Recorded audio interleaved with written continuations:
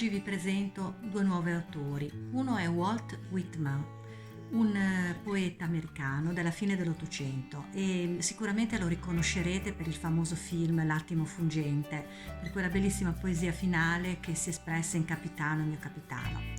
Oggi leggerò un suo canto democratico, perché questo è il suo spirito innovativo, che si intitola Foglie d'erba. Che cos'è l'erba? Mi chiese un bambino, portandomene a piene mani. Come potevo rispondergli? Non so meglio di lui che cosa sia. Suppongo che sia lo stendardo della mia vocazione, fatto col verde tessuto della speranza. O forse il fazzoletto del Signore, un ricordo profumato lasciato cadere di proposito, con la cifra del proprietario in un angolo, sicché possiamo vederle e domandarci di chi può essere. O forse l'erba stessa è un bambino, il bimbo generato dalla vegetazione. Un geroglifico uniforme che voglia dire crescendo tanto in ampi spazi che in strette fasce di terra. Fra bianchi e gente di colore, canachi, virginiani, membri del congresso, gente comune, io do loro la stessa cosa e li accolgo nello stesso modo. E ora mi appare come la bella capigliatura delle tombe. Ti userò con gentilezza, erba ricciuta, forse traspiri dal petto di giovani uomini che avrei potuto amare se li avessi conosciuti.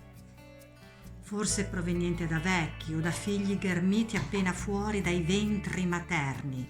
Ed ecco, sei tu il ventre materno.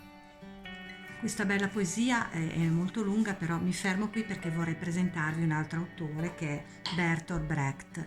Bertolt Brecht è un autore tedesco che per l'appunto fece una vera e propria ode a tutto quello che è inteso come politica, e anche con dei toni piuttosto enfatici. Io ho scelto volutamente una particolarità di un'ode che fece, che secondo me ha un carattere molto intimistico nonostante il titolo così ridondante. L'ode al comunismo. È ragionevole, chiunque lo capisce, è facile. Non sei uno sfruttatore, lo puoi intendere. Va bene per te, informatene. Gli idioti lo chiamano idiota e i sudici sudicio. E contro il sudiciume e contro l'idiozia. Gli sfruttatori lo chiamano delitto, ma noi sappiamo, è la fine dei delitti. Non è follia, ma invece fine della follia. Non è il caos, ma l'ordine invece.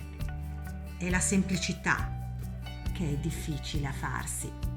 A questo punto ringrazio Miriam, che è una bravissima autrice di questa poesia che vi verrò a declamare adesso, che ha spedito sulle poesie del cassetto @gmail.com una sua espressione riguardante questo momento storico che ci induce tutti in una estrema fallace maniera di vedere il futuro. Siamo in un momento difficile, per cui lei lo esprime con le sue parole molto chiare e molto intime.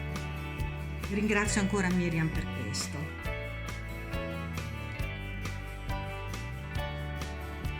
Mi sveglio nella stanchezza, sovrapponibile. I gatti hanno fame. L'inverno non finisce. Non ho treni da prendere, occasioni da perdere, assenti, prospettive mancanti, possibilità, frenesia di giorni inutili. Immagino che molti di noi possono ritrovarsi in questa poesia proprio perché manifesta questo vuoto assoluto che stiamo vivendo. Ovviamente in fondo ci sarà sempre una speranza di poterne uscire. Vi ringrazio per l'ascolto, alla prossima, grazie.